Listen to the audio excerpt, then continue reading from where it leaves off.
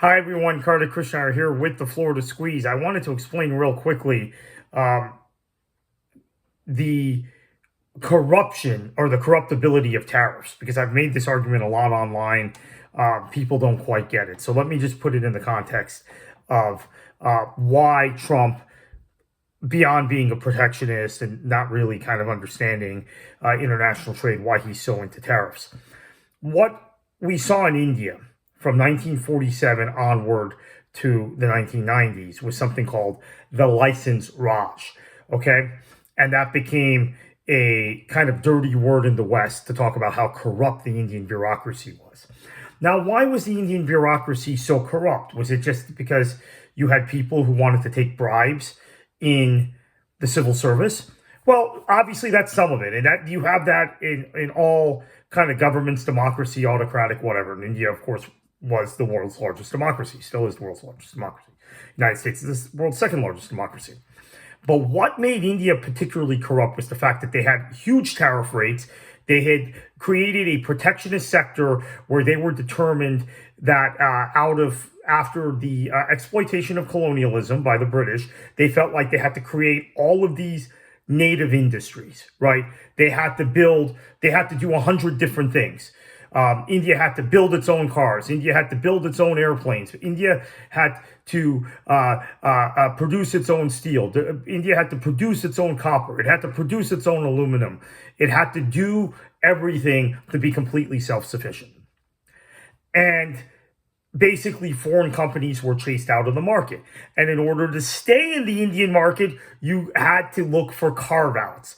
So there were American and British corporations and other Western corporations and some Japanese and Korean corporations eventually, as their economies began to really cook, that got carve-outs, that got exemptions because they bribed somebody or they or they had done something to get a specific carve-out, which gave them a competitive advantage. So how did Indian domestic industry evolve in this period? The automobiles looked like they were, and these were state-owned companies in many cases. So either you had private Indian-owned companies that didn't have any competition from products from abroad, or you had state-owned car companies, state-owned industries. The cars never evolved. They all look like 1940s British cars or 1957 Chevy, something like that. It never evolved. There was no innovation at all in their economy. And this is part of the reason why, even though I'm on the left and I'm a social democrat, I always kind of rejected socialism and have tried to explain to people. And I come from a family where I have people who were prominent socialists in India. My grandfather, prominent socialist, became a Supreme Court justice, not just in his state of Kerala, but on the federal Supreme Court, the Indian Supreme Court. He was a socialist, and he very much was a protectionist, and was against the World Trade Organization, and on the general agreement on tariffs and trade. Right? He was against those things. He was against free trade agreements, and the socialism developed to where the private industries that got into India, the foreign companies, generally were involved in some corruption.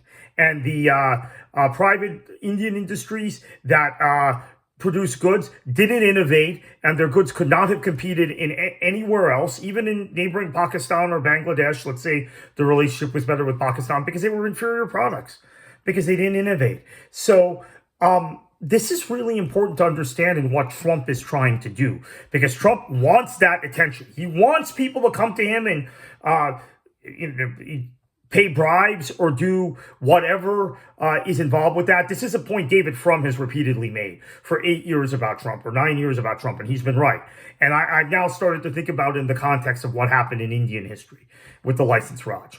And then he's also got this fantasy that the United States, who, let's face it, cannot have a domestic auto industry without most of the parts and most of the things in the car going back and forth to Canada like 5 times, or going back and forth to Mexico like 5 times, because we can't build competitive cars on our own.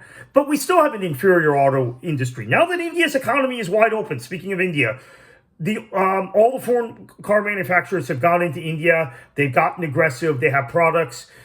They've innovated through the years. The car companies doing well in India: Hyundai, Honda, Suzuki, BMW, Mercedes Benz, Volkswagen, Toyota, GM, and Ford. Both have left the country. They were so uncompetitive. So I mean, you can't make this stuff up. So this idea that we can compete and build things, and when we can't build anything. Look, American industry, we transitioned our economy very consciously to a service-based economy, and I concede that has not been good for everybody. It hasn't necessarily been great for me in some respects, but I understand what it is. This has been a 40 plus year process since Paul Volcker ran the Fed and Ronald Reagan got elected president in 1980. And short circuiting it puts us in a position where we can't build competitive products. This country is driven by consumerism, for better or for worse. I think in many cases it's for worse, but we are driven by consumerism.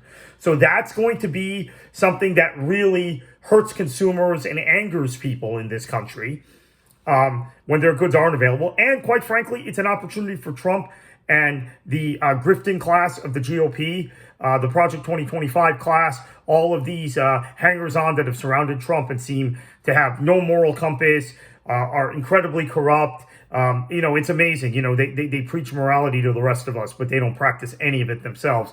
It's an opportunity for them to get rich quick.